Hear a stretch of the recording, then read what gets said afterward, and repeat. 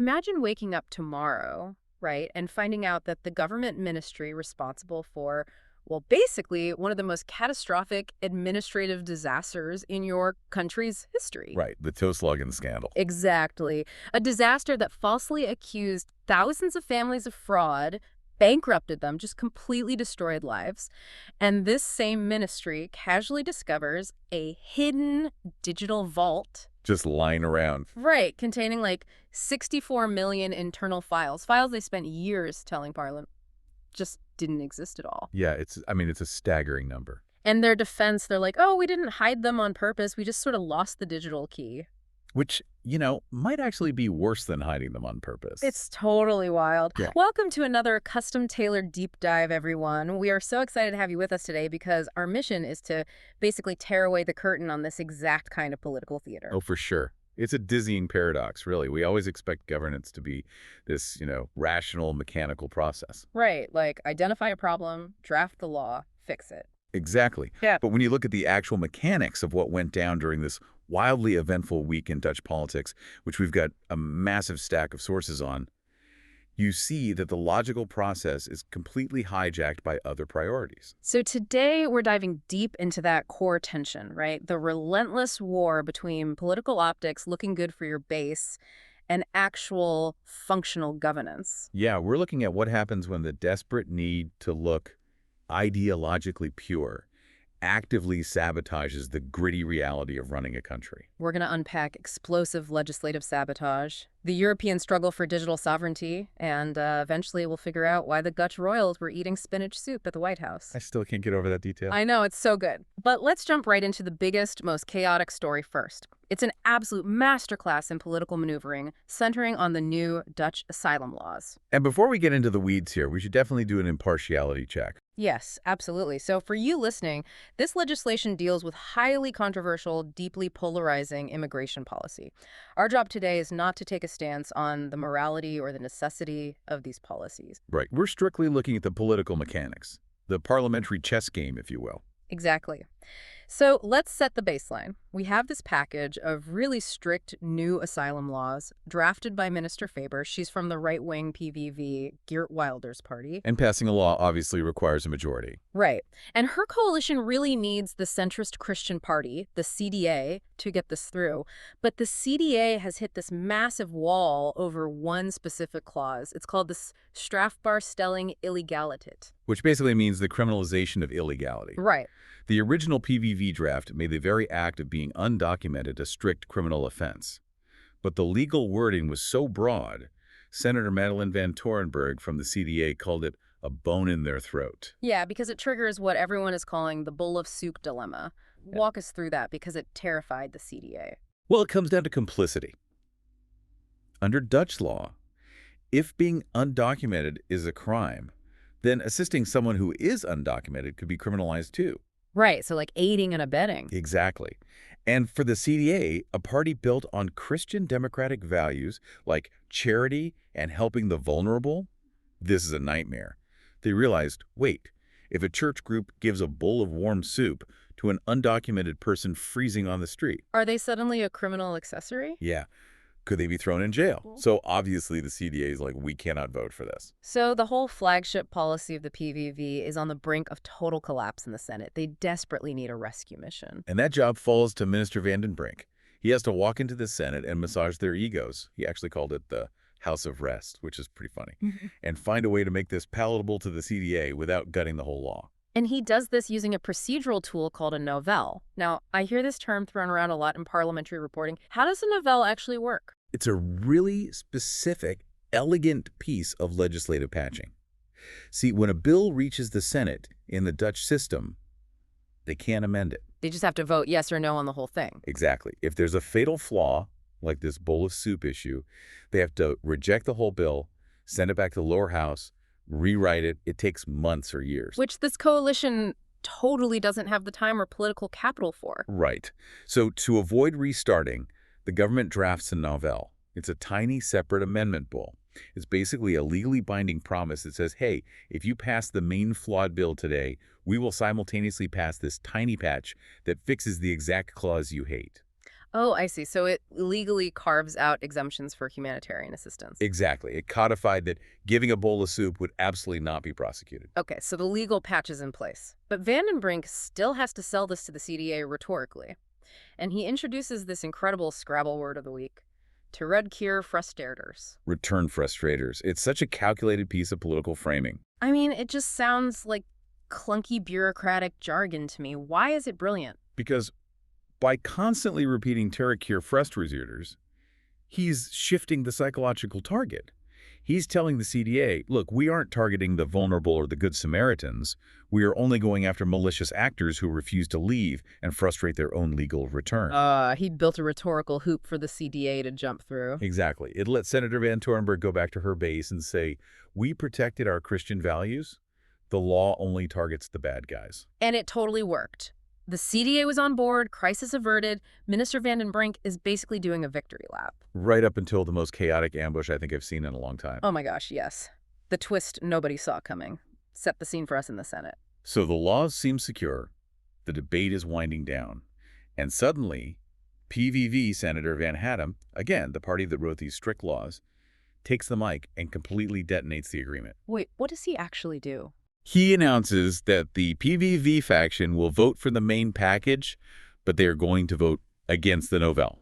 They are voting against their own government's patch. Okay, let's make sure this is clear for you listening because it's almost counterintuitive. It's like, okay, imagine ordering a fiercely spicy pizza. Okay, I'm with you. But you realize your friends won't eat it, so you order a side of cooling ranch, dip the novelle to appease them. Your friends agree to eat the pizza as long as the ranch is there. Right. And then at the absolute last second, you just swat the ranch out of their hands. Knowing full well that without the ranch, they're going to reject the entire pizza. Exactly. If the PVV votes down the novelle, the patch dies, and the original harsh law comes back. And the moment that happens, the CDA is forced by their own red lines to vote against the whole package. So the PVV actively orchestrated the failure of their own flagship asylum law? They fired a torpedo into their own ship just as it reached the harbor. The other coalition leaders were just apoplectic, furious. I mean, I would be too. But I have to push back here. If your entire brand for 20 years is passing strict asylum laws and you finally have the votes, why blow up the bridge you're standing on? Don't voters see that as incompetence? You would think so. But that assumes their ultimate goal is actual finalized governance. And political insiders like DiGD Marquezauer and Mona Kaiser paint a much darker, more cynical picture. Okay, walk me through their logic. Marquezauer calls it straight-up political sabotage.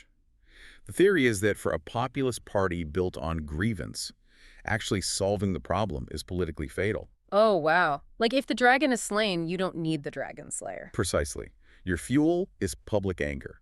If you fix the system, the anger goes away, and voters might start looking at your policies on, say, taxes or infrastructure, where you're weaker. So by pulling this stunt, Geert Wilders ensures the system stays broken. Yep, he gets to stand in front of the cameras and yell, look at this broken system, only I can fix it, but these other parties keep stopping me.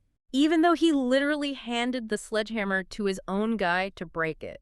That is so incredibly cynical. It's the triumph of media strategy over governance. Just look at Wilders right after this stunt. The media swarms him, and he isn't acting defeated, he's reveling in it. He loves the chaos. Meanwhile, contrast that with his own PVV minister, Faber. Oh, that part is brutal. It really is. The reporting shows that just days before this stunt, Minister Faber gave this massive, triumphant interview. She was glowing, talking about how proud she was of her legislation passing. She's completely in the dark. She gave a tour of the House, totally unaware Wilders was about to demolish it. It shows how centralized populist leadership works. Wilder didn't even brief her. Her legislative success was irrelevant. The theatrical stunt was all that mattered. If a government can't even rely on its own party to pass laws, how does anything function? But, you know, this obsession with brand identity isn't just a right-wing thing. If we look across the aisle at D66, it's a whole different kind of theater. Ah, yes. The D66 free rider strategy. And fascinating. Let's dissect this, because it's like watching someone try to swim in mud while keeping their hands perfectly clean. D66 is socially liberal, but they're in this broad coalition. They promised voters stricter migration, but they ideologically despise these harsh PVV laws. So they're trapped. Vote for the laws, they're progressive base riots. Block the laws, The government falls and they lose power. So what's their solution?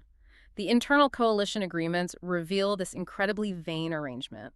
D66 parliamentarians are officially allowed to vote against the harshest parts of the asylum laws. Right, so they can go on TV and say, look, we fought the good fight. But and this is wild, if the laws pass anyway using right-wing votes, the D66 ministers in the cabinet are banned to execute and enforce those exact same laws. That's a constitutional reality. A minister can't just refuse to execute a law because their party voted against it in the Senate. Which is just profound hypocrisy. They outsource the dirty work to the PVV and VVD so the government functions, while D66 gets to point fingers and look pure. That's why political scientists call it free rider behavior. Mm. You get the benefits of the coalition without paying the political costs of compromise. And they are so desperate to communicate this purity. Look at Boris Dittrich, the senior D66 senator. Before the PVV even pulled their stunt, he's frantically texting journalists from the Senate floor. Yeah, detailing his exact voting record, right? Right. He texts that he's voting against the emergency measures and against the two-status system, which, by the way, for you listening, is a controversial plan to give different refugee statuses based on whether they flee war or personal persecution. Right. Anyway, Dittrich says he's against all that. But he tells the reporter he's voting for the Novell patch. Then, hours later, when the Novell is in trouble, he texts the journalist again to say, actually, now I'm voting against the Novell too. He wanted them to print that he voted 3 times against everything. He's literally in the chamber deciding the legal framework of the country, and his biggest concern is making sure a reporter knows exactly how many times he played the conscientious objector. It's just PR. He doesn't care that his own ministers might have to enforce it. He just wants the public record to show he's pure. In this performative purity, it doesn't stop at domestic issues. It bleeds right into international affairs, too. Oh, definitely. Which brings us to the VVD and the recent debate on the Middle East. And just another quick impartiality check for you listening.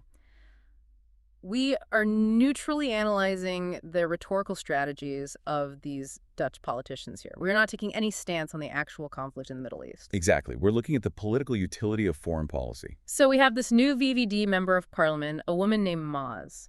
During a highly charged debate on the Middle East, she takes this incredibly uncompromising, fiercely pro-Israel and pro-U.S. stance. And she refuses to yield an inch, even when facing massive emotional pressure from left-wing MPs to show some nuance or condemn certain military actions. She just holds the line. Why? You have to look at her predecessor in that portfolio, Eric Vanderberg. He was known for a much more calibrated diplomatic tone, but to the hawkish, hard-right VVD voters, that nuance looked like weakness. Ah, so she was put there to correct a brand deficit. Precisely. The VVD is bleeding voters on their right flank to the SGP and Wilder's PVV. So this whole debate about international law, it's not aimed at the Middle East. The audience isn't in Washington or the UN, it's in Rotterdam. Yes. She's transmitting a signal to right-wing voters. We are strong, we don't compromise, and we won't bow to the progressive left. It's incredibly bleak. They're basically using a global tragedy as a green screen to strike a tough pose for a 2-point bump in the polls. It strips all the nuance out of international dynamics just to serve local political theater. Right. But okay, if all the politicians are obsessed with the stage and the theater, who is managing the actual machinery of the state? Because when no one is looking, that machinery rusts. It breaks, and it causes real harm. Which leads us to the darkest part of today's deep dive. The 64 million file elephant in the room. The TOES login data vault. We really need to ground this for a second. The TOES login, or childcare benefits scandal, is the most egregious failure of the modern Dutch state. The tax authority used flawed algorithms to falsely flag innocent parents as fraudsters. They ruined lives. People lost their homes. Marriages fell apart. The entire cabinet had to resign over it in 2021. And ever since, journalists and politicians have been begging for the internal documents to prove who gave the orders. Which is why it's like a bomb going off when the Ministry of Finance casually says, oops, we found a sequestered data vault with 64 million files. Like, how do you lose 64 million files? It's the graveyard of the Q drives. Right, like corporate shared network drives. Yeah. Thousands of personal drives, draft memos, candid emails, Slack messages, basically the unfiltered digital footprint of the tax authority during the exact years of the scandal. And during some botched data migration, IT just cordoned it off and threw away the map. And the reaction from Renske Leijten, the former SP member of parliament who doggedly investigated this, she's just furious. Because for years, she demanded documents, and the ministry officially told her, "We've handed over everything." And now there's this digital basement they never checked. But she's also terrified of what's in there, specifically because of the Nest of Antillians memo. Right. In the few documents that did leak, investigators found civil servants casually referring to a target group as a nest of Antillians, meaning people of Dutch Caribbean descent. Which is raw, documented, institutional racism. Absolutely. But when victims tried to use that for criminal prosecutions against individual civil servants, the prosecutors dropped the cases. They said they needed a higher legal threshold. They needed smoking guns, the candid emails, the direct orders. And Leighton suspects those exact smoking guns are sitting in those 64 million lost files.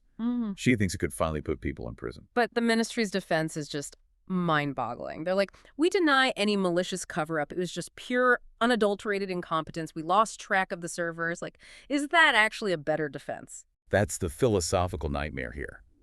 Leighton argues that incompetence is actually far more terrifying than malice. How so? I mean, an evil mastermind is obviously committing a crime. Yes, but a mastermind implies the system is functioning well enough to be controlled. If a government is so inept, it can literally lose 64 million files during the biggest investigation of a generation.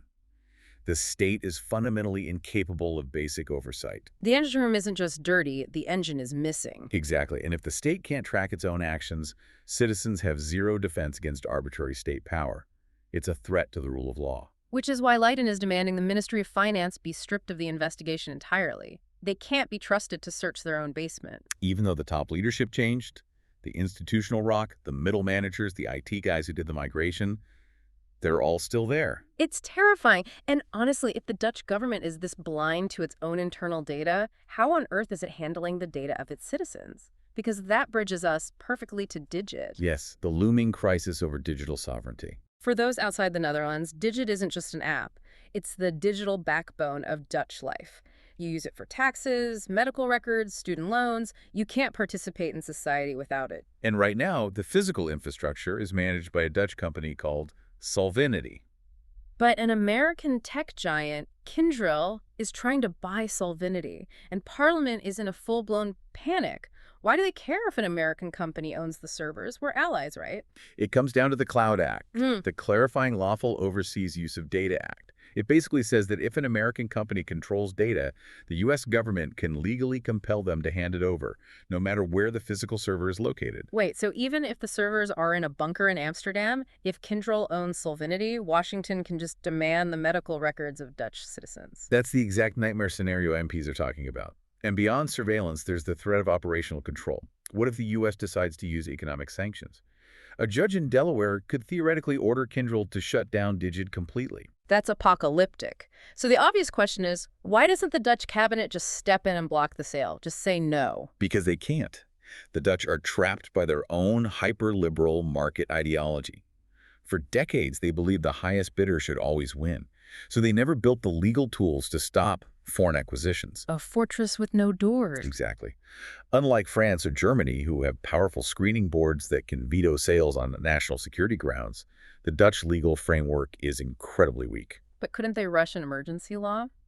The sources hint at a massive geopolitical elephant in the room regarding the U.S. Yeah, the U.S.-China tech war over semiconductors. The Netherlands is home to ASML, the most strategically important tech company on the planet right now. They build those massive machines for microchips. Right, and the U.S. constantly pressures the Dutch to stop ASML from selling to China. If the Dutch government suddenly abandons its free market principles to block an American company from buying Solvinity, the U.S. might see that as a betrayal and retaliate. Oh, you won't let us buy your passport system? Have fun with these new export controls on your crown jewel tech company. It's a geopolitical hostage situation. The cabinet is paralyzed. But Parliament isn't accepting that paralysis. 2 MPs, Cathman and Vermeer, drafted this incredibly bold motion, basically scorched earth warfare. Right, the empty shell strategy. Tell us how that works. If you can't legally block the sale, what do? You destroy the value of the asset. The motion demands that if Kyndryl buys Solvinity, the Dutch government must immediately rip up all its service contracts with them. Wow, so they're telling Kyndryl, go ahead and buy the company, but the second you do, we pull all our business. You'll just own an empty building with useless servers. It's a poison pill to scare off Kyndryl shareholders.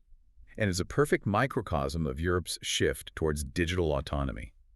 They are tired of being a digital colony reliant on American tech titans. They're finally waking up and realizing true sovereignty means owning your own servers. Man, we've covered some really heavy, abstract, systemic issues.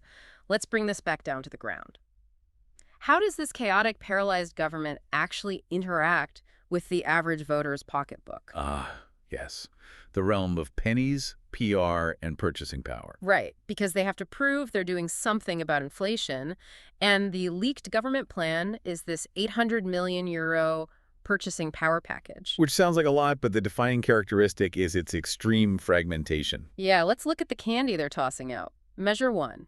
Raising the tax-free travel allowance for commuters from 23 to 25 cents a kilometer. Which looks great on a spreadsheet, but the reality, the government isn't forcing employers to pay that increase.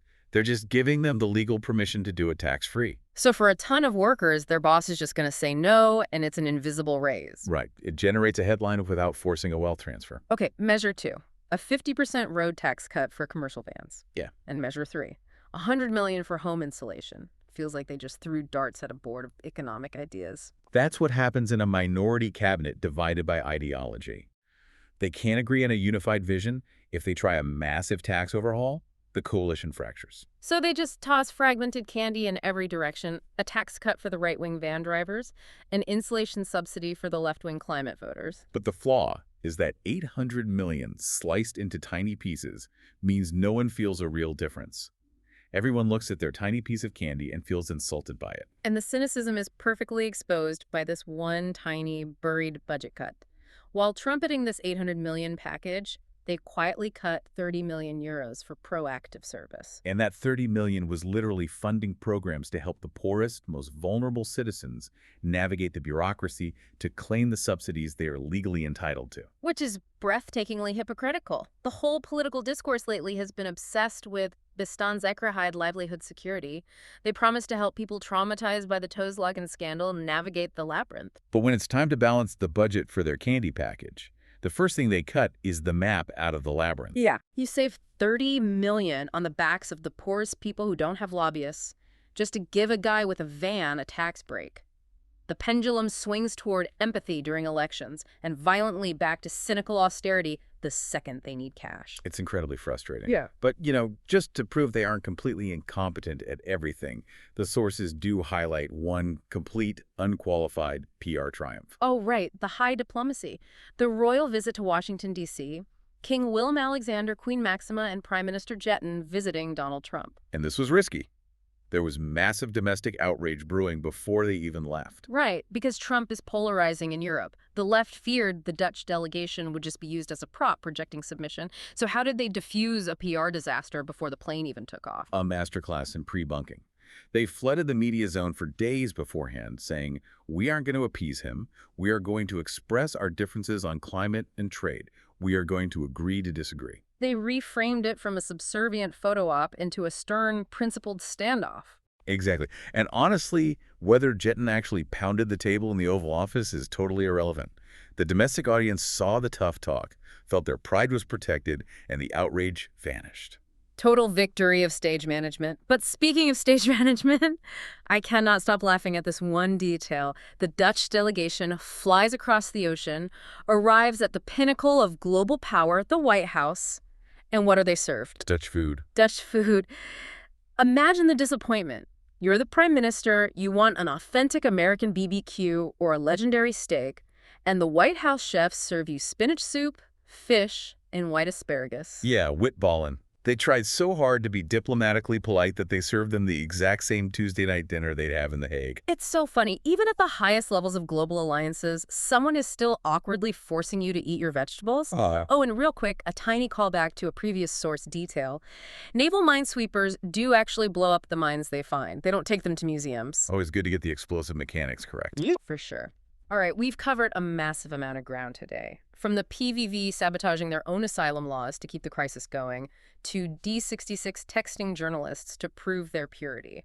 We looked at the VVD flattening the Middle East conflict into local right-wing signaling, and stared into the terrifying abyss of the 64 million file Tosluggen vault. We unpacked the geopolitical hostage situation of DigiD, the fragmented candy of pocketbook politics, and the PR triumph of spinach soup at the White House. It's been an exhaustive look at a system consumed by the tension between managing appearances and managing reality. And I want to leave you, the listener, with a final thought to mull over. Lay it on us. We've spent this hour analyzing the brilliant, cynical tactics politicians use to manage their image and set traps.